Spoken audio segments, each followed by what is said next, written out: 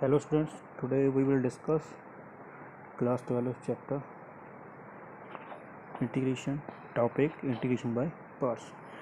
Before we start topic integration by parts, first we discuss some important concepts terms which is related to the concept.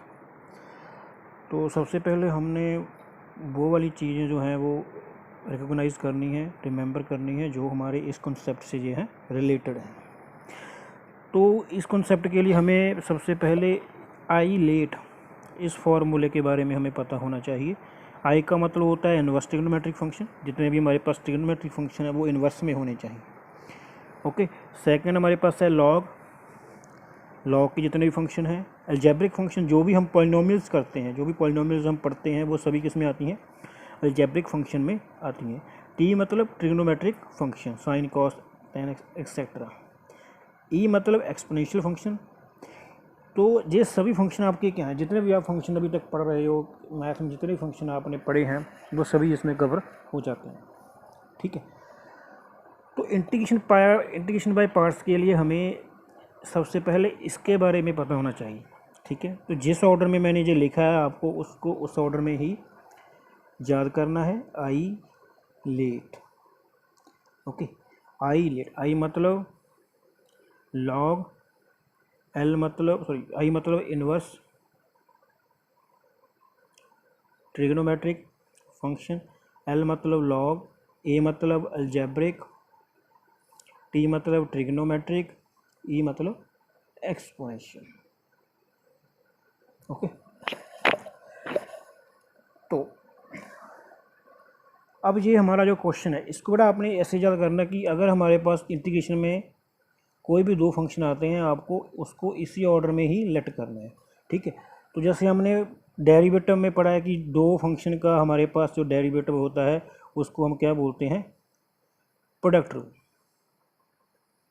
ठीक है, ये आपको सबको पता है कि u को रखकर हम v का डेरिवेटिव करते हैं प्लस v को रखकर u का डेरिवेटिव करते हैं। ये हम डेरिवेटिव में हमने किया है। तो यही हमारे पास आता है इंटीग्रेशन में कि इंटीग्रेशन का जो प्रोडक्ट रूल होगा वो कैसा होगा। तो इंटीग्रेशन बाय पार्ट्स हमारे पास और कुछ नहीं है, वो सिर्फ है क्या कि हमारे पास जो भी अगर हमारे पास दो फंक्शन हैं वो दोनों प्रोडक्ट में पड़े हैं और हमने उसका इंटीग्रेट करना है, तब हमारे पास क्या लगेगा? Formula integration by parts. u and b क्या है? हमारे पास दो कोई फंक्शन है। ठीक है, इन दोनों को अगर दोनों का इंटीग्रेशन हमने सॉल्व करना है तो सॉल्व करने के लिए हम क्या करेंगे? u को पहले रखेंगे, b का इंटीग्रेट करेंगे। ठीक है, b का हमने इंटीग्रेट 2 टाइम करना है, इसलिए हमारे पास जो सेकंड फंक्शन होगा, ठीक है, वो हमने ऐसे चूज़ करना है, ठीक है, कि जिसका हमें इंटीग्रेशन पता हो। मान लो आपके पास कोई भी दो फंक्शन ऐसे आते हैं, ठीक है, जिसमें आपको क्या है कि एक का इंटीग्रेशन पता है कि इंटीग्रेशन हम उसका कर सकते हैं और दूसरा कोई ऐसा फंक्शन है जिसका हमें इंटीग्रेशन नहीं पता। तो उस समय आपने क्या करना है? दो फंक्शन आपके पास दिए हुए हैं, ठीक है, जैसे जो हमारा मान लो फर्स्ट फंक्शन है और बी हमारा पास क्या है? Second function. तो आपने v फंक्शन वो वाला फंक्शन लेट करना है जिसका इंटीग्रेशन आपको आता है, समझे? जिसका इंटीग्रेशन आपको आता है। क्यों? क्योंकि हम इस क्वेश्चन में, हम इस फॉर्मूले में दो बार क्या करते हैं? सेकंड फंक्शन का हम क्या करते हैं? दो बार इंटीग्रेट करते हैं। इसीलिए आपको क्या करना है कि अगर मान लो आपके पास कोई फंक्शन है, जैसे मान लो मेरे पास x साइन इनवर्स x है, ठीक है, अब इसमें क्या है? साइन इनवर्स x में हमारे पास क्या है कि हमें x का इंटीग्रेशन तो आता है पर हमारे पास साइन इनवर्स x का इंटीग्रेशन नहीं पता है। ठीक है, एग्जांपल के तौर पे लेते हैं हम। तो आपने करना क्या है कि जिसका आपको इंटीग्रेशन पता है उसको आपने क्या करना है? सेकंड फंक्शन मान लेना है, और जिसका नहीं पता उसको फर्स्ट फंक्शन बोलना। ठीक है, इतनी सी बात है। ठीक, बट आप इसको हमारे जो इस फॉर्मूले है आईलेट के अकॉर्डिंग भी चूज़ कर सकते हो। ठीक है, करना कैसे है? आपको पहले देखना कि x क्या है? अलजेब्रिक फंक्शन है। x हमारे पास क्या है? अलजेब्रिक फंक्शन है। साइन इनवर्स हमारे पास क्या है? आई है। तो इस फॉर्मूले में दोनों में से पहले कौन आता है, दोनों में से पहले कौन आता है, आई, और ए में से पहले क्या आता है, आई। तो आई को हम मानेंगे फर्स्ट फंक्शन, बल्कि साइन एक्स हमारा क्या है, फर्स्ट फंक्शन, और जो ए पीछे रह गया वो हमारे पास क्या है, सेकंड फंक्शन। ठीक है, अब फॉर्मूला अप्लाई कैसे करना है। ठीक है, ये आप, मैंने आपको ये बताया कि आपने लेट कैसे करना है। तो एक एग्जांपल कर लेते हैं इससे रिगार्डिंग कि हमारे पास है x log x d x. वो बोल रहा है कि आप इसका क्या करो, आप इंटीग्रेट निकालो। सबसे आसान मेथड यही है कि जिसका आपको इंटीग्रेशन पता है वो आपने क्या करना है, सेकंड फंक्शन लेट कर लेना है, जिसका नहीं पता उसको अपने फर्स्ट मानना है। तो हमारे पास जो फॉर्मूला है वो हमें क्या कहता है, तो फॉर्मूले के अकॉर्डिंग हमारे पास क्या है, इसको हम मान लेते हैं v, इसको कर लेते हैं हम u। u को पहले रखना है, इसके अकॉर्डिंग u को पहले हम क्या रखेंगे, बाहर रखेंगे। b का क्या करेंगे, इंटीग्रेट करेंगे, माइनस इंटीग्रेट u का क्या करना है हमने, डेरिवेटिव, डेरिवेटिव ऑफ u मतलब कि log x। इंटीग्रेट करना है हमने v को, x को हमने क्या करना है, इंटीग्रेट करना है।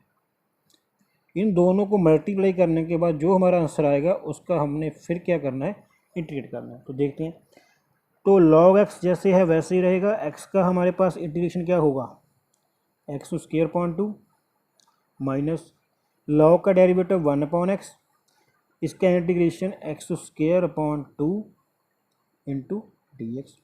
एक्स के साथ एक्स कैंसिल हो गया, तो इसका आंसर आया log x minus x square upon 2 minus 1 upon 2 x d x. इसका जो आंसर होगा वो क्या आएगा, log x x square upon 2 minus 1 upon 2 into x square upon 2 plus c. तो ये हमारा क्या आ जाएगा, आंसर आ जाएगा। तो बात और कुछ नहीं है, बात सिर्फ इतनी सी है कि हमने किसी फंक्शन को अगर लेट करना है तो लेट कैसे करना है, फर्स्ट फंक्शन कैसे लेट करना है और सेकंड फंक्शन कौन सा हमारे पास होगा। अब लेट कर लेते हैं कि हमारे पास है tan इनवर्स x, इसका आपने इंटीग्रेट करना है। तो इसका इंटीग्रेट करने के लिए आपने करना क्या है, इसको आपने लिख लेना है 1 इंटू tan इनवर्स x। कोई भी अगर आपके पास ऐसा फंक्शन दिया हुआ है जिसका आपको इंटीग्रेट नहीं पता तो आप उसको 1 लेकर क्या कर सकते हो, इंटीग्रेशन बाय पार्ट्स लगा सकते हो। तो इस 1 का हमें इंटीग्रेट पता है कि 1 का इंटीग्रेशन कैसे कर सकते हैं, हमको ये आता है, इसलिए हमको क्या मानेंगे, इसको b लेट करेंगे और इसको हम क्या लेट करेंगे, u। तो फॉर्मूला हमारे पास क्या है, u v dx which is equal to u into v integrate minus derivative of u integrate of v। इसका जो आंसर आएगा, इन दोनों को आंसर निकालने के बाद मल्टीप्लाई करने के बाद जो आंसर आएगा उसका फिर हमने क्या करना है, इंटीग्रेट करना है। ठीक है, तो बात और कुछ नहीं है। अभी हम इसको करते हैं, तो हमारे पास क्या है 1 into tan inverse x dx। तो v हमारे पास क्या है 1, तो u को हम पहले ऐसे रखेंगे, tan इनवर्स x को जैसे था वैसे रख लिया, फिर हमने क्या कर दिया ठीक है, फिर हमने v का क्या कर दिया, इंटीग्रेट कर दिया। tan इनवर्स का derivative 1 upon 1 plus x square, और v का हमारे पास क्या है, इंटीग्रेट dx। तो हमारे पास x tan इनवर्स x आ गया माइनस और integrate x upon 1 plus x square dx। अब हमने इसका इंटीग्रेट करना है, तो मैं क्या करूँगा, पुट कर लेता हूँ बेटा, इसको सब्स्टिट्यूट कर लेता हूँ। Put 1 plus x square is equal to t. इसको हमने टी पुट कर लिया, हमें dx की वैल्यू चाहिए। dx की वैल्यू कैसी आएगी, यहाँ पर डेरिवेटिव करने के बाद, तो 1 का डेरिवेटिव 0, एक्स स्क्वायर का डेरिवेटिव 2x, x का derivative dx which is equal to dt। तो x dx is equal to dt upon 2। हमें इसकी वैल्यू पुट करनी है और इसकी वैल्यू पुट करनी है। तो जब भी हम सब्स्टिट्यूट करते हैं, सब्स्टिट्यूट का मतलब जब हम किसी चीज़ को लेट करते हैं तो वहाँ पर आपका जिसको आपने लेट किया है, ठीक है, अगर आप x को किसी और फंक्शन में लेट करते हो तो आपका वहाँ क्वेश्चन में आपके पास जो x है वो आपका ख़त्म हो जाना चाहिए, आपके पास x नहीं होना चाहिए। तो हमारा काम ही है x dx को हम क्या पुट करेंगे, dt अपॉन 2, 1 प्लस एक्स को हम t पुट कर देते हैं। ठीक है, x tan inverse x minus 1/2। बेटा 1/x dx का हमारे पास इंटीग्रेट क्या होता है, log x। तो हमारे पास यहाँ पर बच जाएगा 1/t dt x tan inverse x minus 1/2,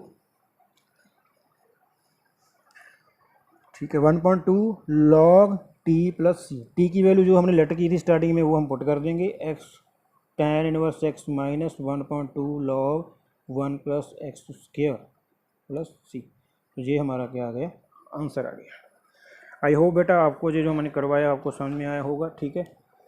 तो इतना सा है हमारे पास टॉपिक, क्वेश्चन डिस्कस करेंगे हम बाद में। Okay, thank you.